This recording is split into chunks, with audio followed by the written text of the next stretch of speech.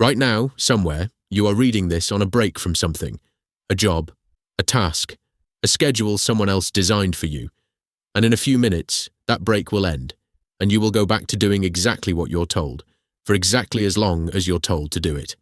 Now imagine a version of being human where none of that existed.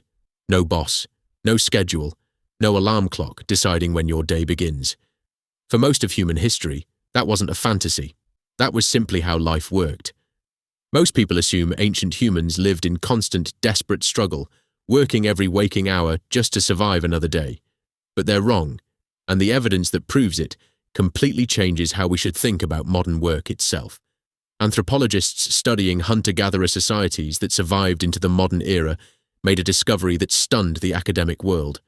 These groups, living the same way humans lived for hundreds of thousands of years, didn't spend their days in exhausting non-stop labor.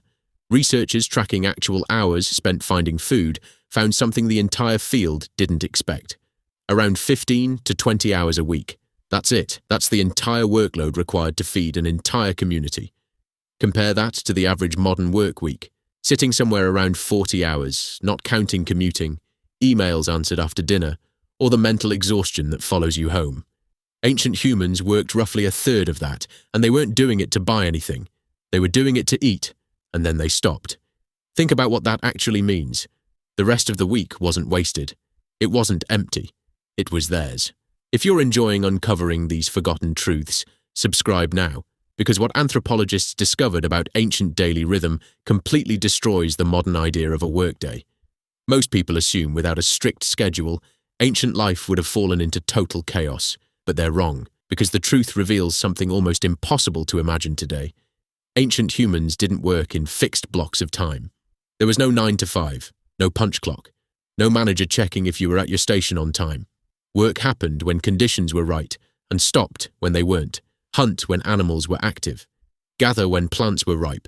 Rest when the body needed rest, not when a calendar said otherwise. The human body and the natural world set the rhythm, not an institution. This means ancient humans had something almost no modern person experiences regularly. Total autonomy over their own time. Decide to nap in the afternoon, and nobody questioned it. Decide today wasn't a hunting day, and the world didn't end. There was no permission required to rest, because rest wasn't something you had to earn. But the freedom wasn't just about time. It was about variety too. A single hunter-gatherer in a single week might track animals, build tools, climb trees for honey, weave baskets, teach a child to identify poisonous plants, and tell stories around a fire that preserved generations of survival knowledge. Modern work asks you to specialize, often into a single repetitive task performed the same way every single day for years. Ancient survival demanded the opposite: flexibility, constant new skills, a mind that never stopped engaging with different problems. Researchers studying this lifestyle coined a term for it: the original affluent society. Not affluent in wealth, but affluent in something modern humans chronically lack: time, rest, control over your own existence. But here's the part that should genuinely unsettle you. This freedom didn't last. When humans transitioned into early agricultural societies, something happened that historians still consider one of the strangest turns in our entire story. Work didn't decrease with civilization. It exploded. Farming required far longer hours than hunting and gathering ever did, tied to rigid seasonal demands that didn't care if your body needed rest. Skeletal evidence from early farming communities shows increased signs of physical stress, malnutrition, and shorter lifespans compared to the hunter-gatherers who came before them. We traded freedom for stability and convinced ourselves it was progress. This isn't a story claiming hunter-gatherer life had no hardship. It absolutely did.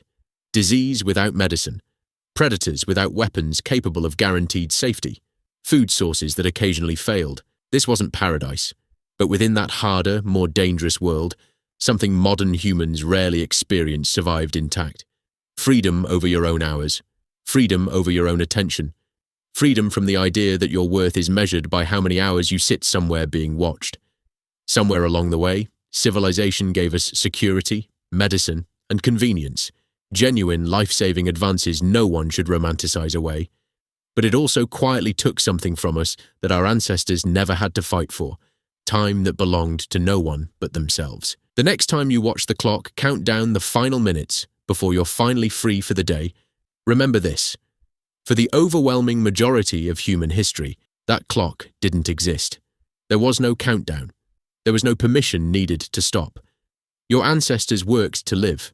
Somewhere along the way, we built a world where far too many people lived to work. The freest humans who ever existed didn't have phones, electricity, or modern medicine.